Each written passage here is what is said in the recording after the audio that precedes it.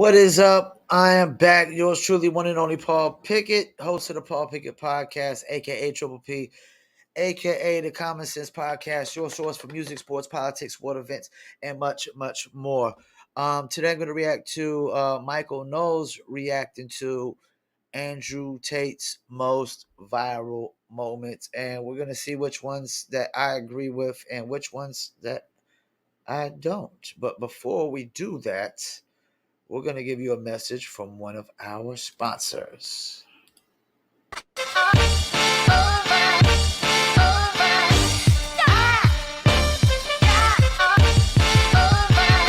That dizzle ain't no joke, got me addicted, ain't no coke. Let's just have a toast. Anybody want some smoke? Cause it's up, I be dizzled up. Catch me sipping with my double cup. Can't just have one, you gotta double up. You pour it, gotta watch it bubble up. I ain't gon' lie, I cannot get enough. What Callie said, I need another one. Gonna have you coming back for more, but go get it while it's hot. Before it be sold out in your stores. That dizzle.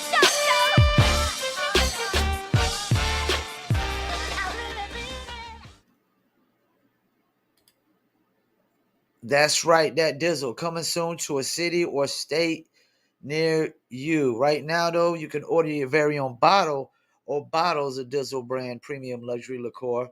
It's a mixture of agave tequila, French cognac, and orange liquor mango mix. Just throw your Dizzle on ice, and it's nice.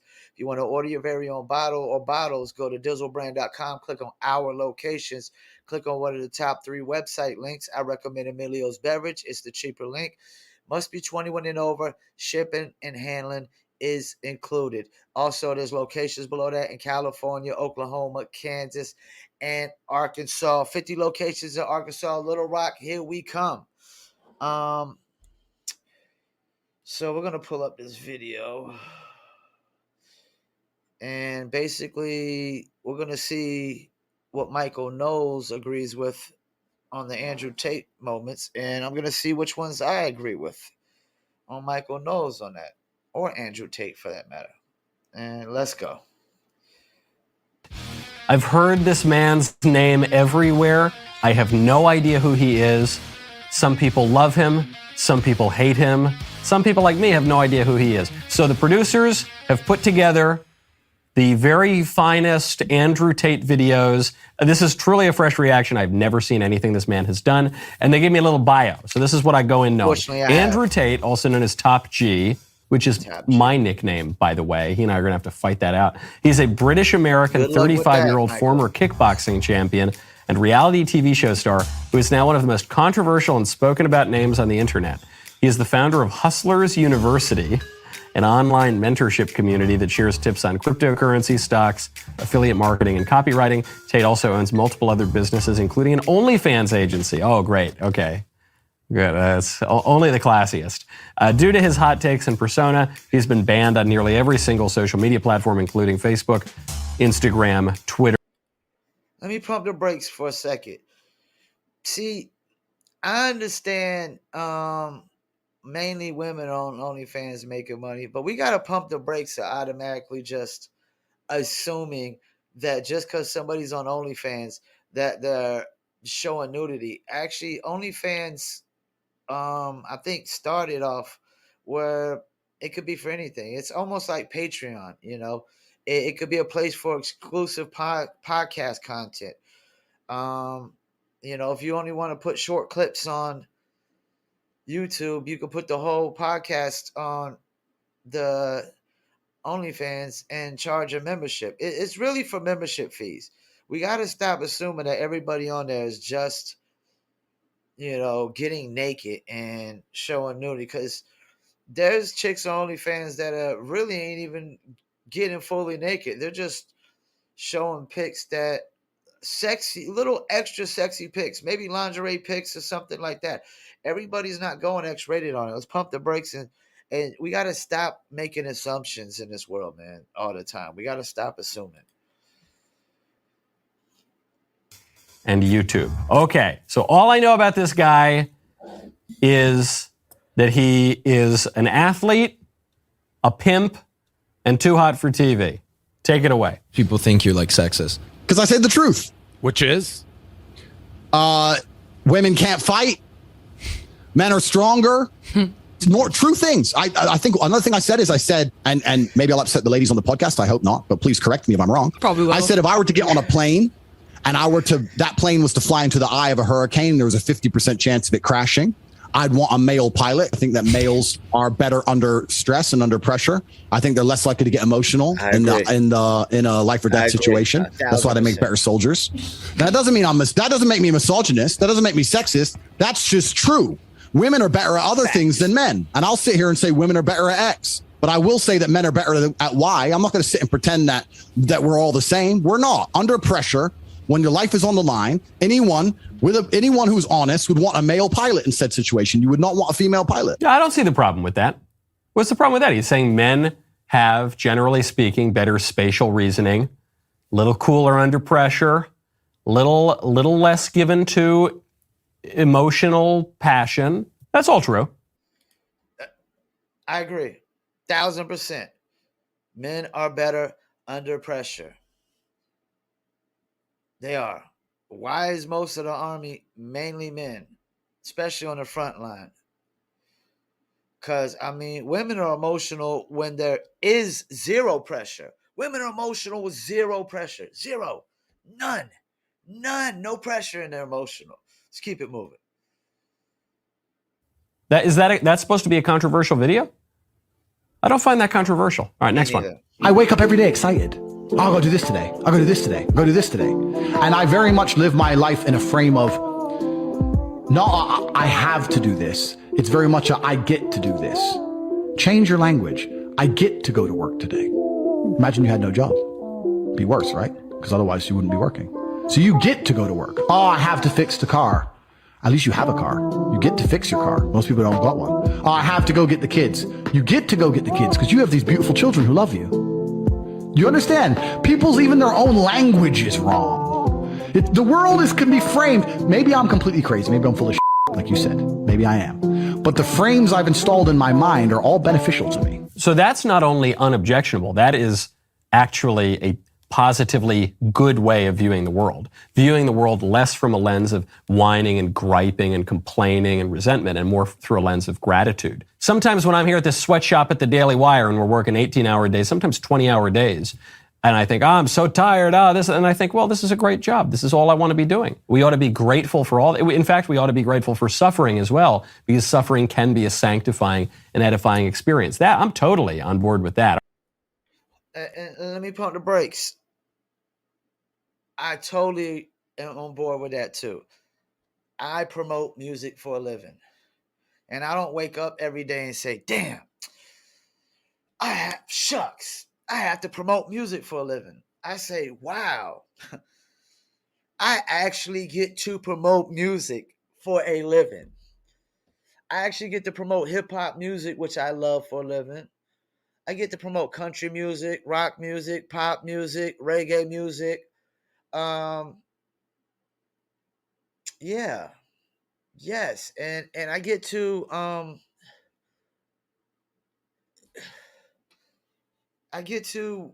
show a sense of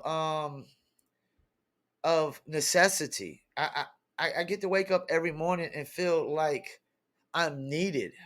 Like what I do is a necessity. And it is a necessity for musicians trying to make it or brands trying to make it. I am a necessity for all small businesses, all musicians, anybody trying to make it in the business world. I'm a necessity. That alone makes me feel good knowing that people need me. They don't want me to promote their music. They need me to promote their music. And I don't get up every day saying, oh gosh, I have to promote music for a living. This sucks. I have to stay in the comfort of my own home, and get time to podcast when I want to podcast and TikTok when I want to TikTok. And, oh my gosh, I actually have to add music to a playlist. Okay. It's an easy peasy job. It's music related, which I'm so passionate about, and it gives me time to work on other passions, like the t-shirts, like Dizzle, You know, like New Little Apparel, like Paul Pickett podcast. So yeah, I'm totally on board with what Andrew Tate said. Like I've never really, I need to hear more of that more often. Like I'm with that, like probably 1,000,000%. That was one of the most positive things I've ever heard. And anybody to say that was controversial, oh my gosh, you got to be the most sensitive, emotional person. You got to have a miserable, pathetic ass life every morning when you wake up. If that was controversial, let's keep it moving. This guy, you know, when I read that the guy's a pimp, I thought, okay, this is not going to be good stuff. But there's that last clip is absolutely right. Okay, next one. If you're not going to have children, what are you going to do with your lives? If I'm not going to have children, travel, just pursue anything that makes me happy. Try to make money. I love traveling, so I would probably just drink cocktails on the beach. Okay, next. About the same thing, like travel, focus on my career. A life without children is vapious, and it's inane, and it's pointless. And you may sit here and think that your career matters, but the truth is that your job will fire you at a whim and not give a second, don't give a solitary. And when you're 52 and you're past it with no grandchildren in a house by yourself, and all your friends have grandchildren in this beautiful life, and you're sitting there by yourself, do you think the fact that you can afford a few extra Gucci bags is going to genuinely make you feel happy? I was at my grandmother's 93rd birthday. I stood there and I looked at my 93-year-old grandmother, and there was a whole room full with maybe 70 people that came from that one woman. Isn't that remarkable? Yeah, that nobody cared about her career. Amazing. Nobody asked what job she did. Nobody asked how many times she went to the club. Nobody asked if she had time to go to festivals. No, you had 70 sentient beings, including myself, full of life from one woman who dedicated herself to being a mother and a good wife. That is beautiful. And if you sit here and genuinely think that you're going to work your ass off through your fertile years, and by the age of 54, you're not going to be suicidal alone with a cat, then you're dumb. The happiest women on earth have children and a man who's paying the bills and their mothers. He's very close to right, but he's missing something. He's pretty much as right as you can be if you're a kind of atheist, modernist, materialist, capitalist, thisist and thatist. Generally speaking, women who have children are much more fulfilled, and that's certainly going to be more edifying than working at the widget factory for Mr. McGillicuddy so that you can go to brunch a little bit more and buy some more handbags. That's totally true. But what that worldview leaves out is, one, women who can't have kids, infertility, big problem, and it affects a lot of people. And two, women who genuinely are not called to have kids. There are some women, I think, who are not called to have kids, and there are other vocations for them. And I use the word vocation specifically because some women are called to religious life. I think a woman who becomes a nun can have a wonderfully fulfilling life. A woman who gives her entire life to God is going to have a wonderfully fulfilling life. The nuns that I know are serene, peaceful, doing wonderful things for the world. So his criticism is right. What he's really doing is not even extolling the virtues of getting married and having kids. He's really just criticizing this modern capitalist idea that all that matters is how much money you can make and how many widgets you can do spreadsheets for and how many brunches you have, you know, how many mimosas you got to down on Sunday. And that's all true. That's all worthy of criticizing. But then he's only offering the kind of capitalist alternative absent a kind of view of the world that involves God and that involves duty and that involves religion. This is why I got to pump the brakes. This is why I totally disagree. Because there's no proof of God. God is what we call God is fairy tales, make believe. We have no really earthly idea of what created us. And why do we have to worship it? There's no proof that whatever created us demands that we worship it. That is man. All religion is made of man. So, like the nun having a fulfilled life, yeah, your life might be fulfilled to you in a sense, but it's fulfilled off of false belief, make believe, fairy tales, something that doesn't even exist. You basically dedicated your life to something that doesn't even exist. Like, this is the thing. Whatever created us could be dead and gone by now. It could not possibly exist anymore. It could be a life form that doesn't exist anymore. This idea that there's this being over us that's listening to my podcast right now. The only person listening in on my podcast while I'm pre-recording is myself and possibly my Alexa or my Google Talks or my cell phone. You know, that's the only things. The government's listening in while I'm pre-recording, but no, this idea that there's somebody that could hear all our conversations at once, know what we're thinking, know what you feel in your heart, which is really feelings. All feelings come from the mind. That you don't feel from the heart. People, you choose to feel what you choose to feel, and that comes from the mind. And I just find it hard to believe that somebody's had a fulfilled life believing in something that there's no proof or no evidence exists. False hope is not really fulfilling to me. That's the only problem I have with conservatives and Republicans. They pushing God a little too hard, and they pushing Christianity a little too hard when America is supposed to be a country derived on freedom of religion. So we don't need to be pushing it so hard that like it's just all about Christianity, because Christianity has its hypocrisies, Islam has its hypocrisies. They're all man-made religions. There's no actual proof or evidence of who God really, really is. And we probably will never ever know or who created us. And I don't even like to use the word God. I like to use the word creator. Yes, I believe something created us. Something created this life. But we have no real proof. So, yeah, I got to side more with Andrew Tate than him, because he brought God and religion into it. And yes, my sister's religious, her husband's religious, and yes, they're great human beings. Great human beings. But if they ever try to debate God with me, they will lose.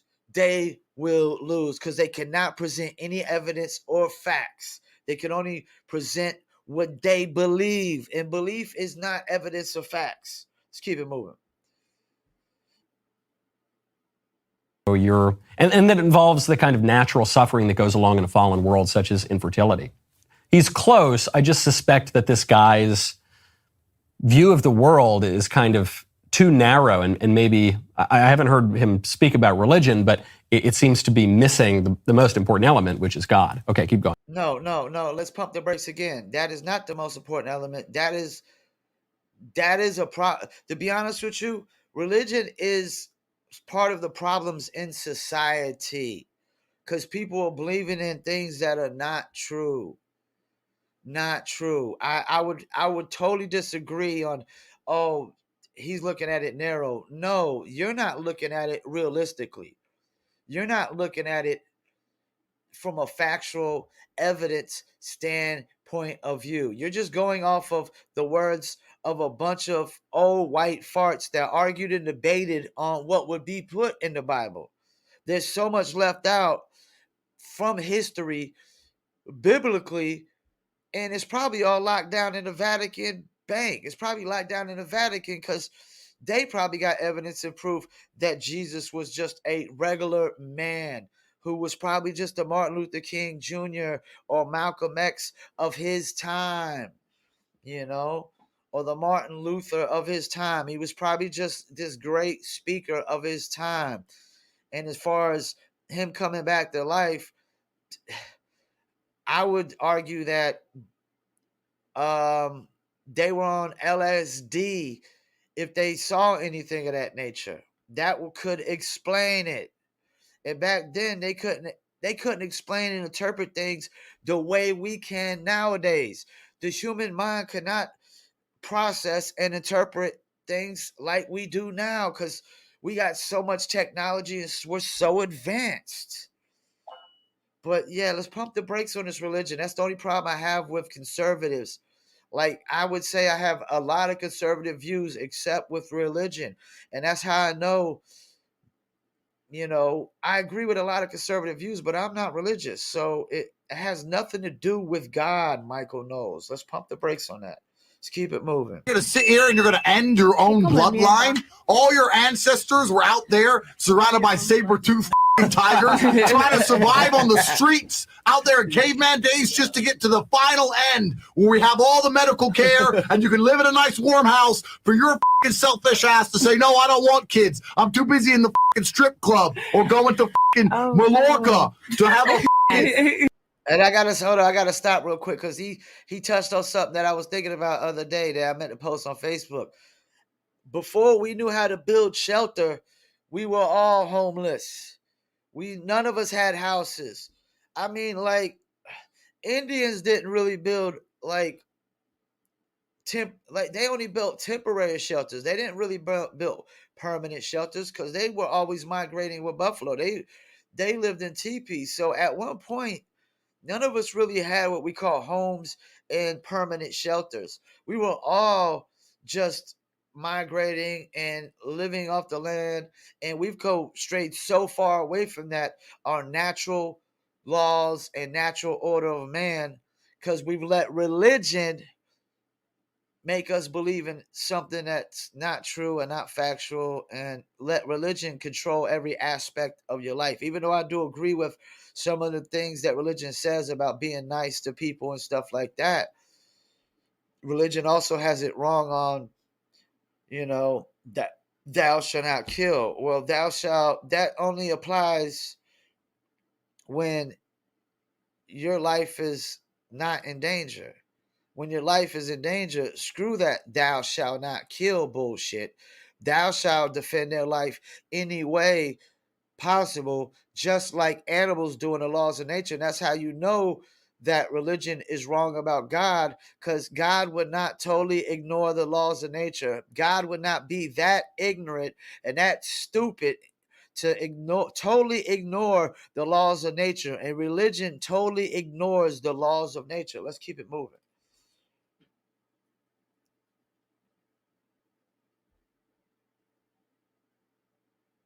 A pina colada on the beach. It's absolutely insulting to your entire bloodline. There, you see exactly what I just predicted, which is that it's this kind of just modernist, like quasi-pagan almost, certainly materialist view of the world, where it's not...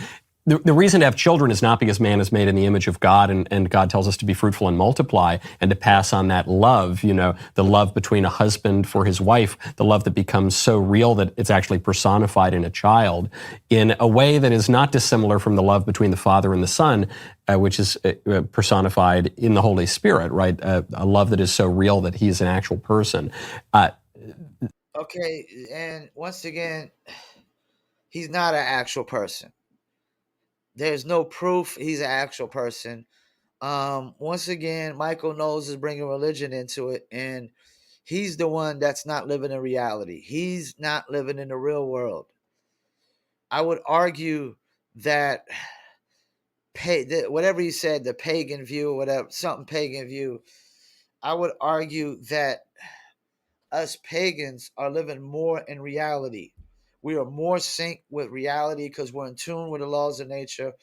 And like I always say, a grizzly bear is out on its own by a year and a half. Might never see its mom ever again, and never seen its father once in its life. It might have to actually fight off its mom for getting too close to its cubs later down the line. You know what I'm saying? It's just mankind that we have this weak emotional attachments to things. We have to be taken care of for 18 years. We believe in love at first sight, which is horseshit. It's bullshit. You can't even know nobody to know if you love everything about them yet. Lucky hats and all types of things. I think that's what makes man not as superior as we think we are. I think that's what makes us weak, is that we're so sensitive, so emotional, we're so attached. We got to be taken care of for 18 years, but we're superior. That doesn't sound superior. Yeah, if we got a submachine gun and we roll up on a grizzly bear, but you roll up on a grizzly bear with your bare hands, you're not fucking superior. I'm sorry, you're not fucking superior. You're gonna need all the fucking weapons in the world to beat a fucking grizzly bear. You're not superior. They don't take this emotional attachment. And that's another thing. When he was talking about the pilots, I'd rather have a fucking grizzly bear flying the airplane than probably a fucking man or a woman, to be honest with you. Because that's the thing. Humans are so emotional, period. We're one of the most emotional things on this earth. We're attached to, like I said, your lucky hat, your lucky freaking shirt, your lucky pants. I mean, get the fuck out of here. There's no such thing as luck. That's horseshit. That's bullshit.